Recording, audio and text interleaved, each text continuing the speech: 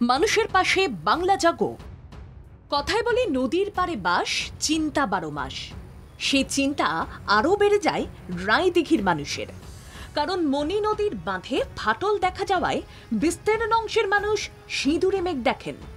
রায়দিঘির কুমড়োপাড়া এলাকার সিংহের ঘেরিতে মণি নদীর বাঁধে ফাটল দেখা দেওয়ায় আতঙ্ক ছড়ায় এলাকায়। দুর্যোগের কারণে মণি নদীর জলস্তর বাড়তে থাকে। নদী বাঁধে ফাটল দেখা যাওয়ায় আতঙ্কিত হয়ে পড়েন রায়দিঘির বাসিন্দারা। এলাকার বাসিন্দাদের অভিযোগ, কয়েক মাস যাবৎ মণি নদীর বাঁধ এভাবেই ভগ্ন অবস্থায় রয়েছে। দুর্যোগের কারণে মণি নদীর বাঁধের ফাটল থেকে নোনা জল যে কোনো মুহূর্তে লোকালয়ে ঢুকতে পারে। আশঙ্কা এলাকার বাসিন্দাদের। নোনা জল ঢুকলে ক্ষতি হতে পারে চাষের জমির, প্লাবিত হতে পারে এলাকা, ভেসে যেতে পারে ঘরবাড়ি। এর জেরেই আতঙ্কের প্রহর গুনছিলেন রায়দিঘির বাসিন্দারা। গত বৃহস্পতিবার বাংলা জাগোয় খবর সম্প্রচারের পরই প্রশাসন জোরালো তৎপরতা বাড়ায়। জেলা প্রশাসনের উদ্যোগে শুরু হয়েছে বাঁধ মেরামতির কাজ।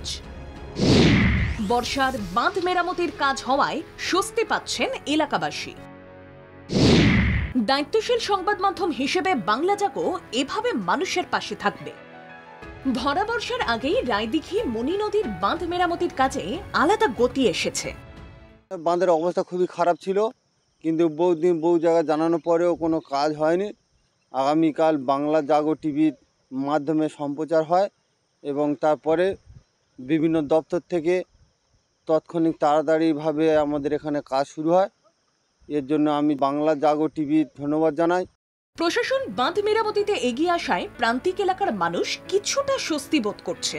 নদী বাঁধ তৈরিতে কেন্দ্র 1 টাকা দেয়নি বলে অভিযোগ উঠছে। তা সত্ত্বেও রাজ্য সরকার সাধ্যমতো বাঁধ শক্তিশালী করা ও সংরক্ষণে যথাসাধ্য চেষ্টা করছে বলে জনপ্রতিনিধিরা মনে করছেন। 200 কোটি টাকা বরাদ্দ করেছে রাজ্য সরকার। তাই সুন্দরবনের মানুষ চায় রাজ্যের মতোই কেন্দ্রও সংবেদনশীল হোক নদী বাঁধ সুরক্ষার স্বার্থে। লোকেশ হালদারের রিপোর্ট, বাংলা জাগো।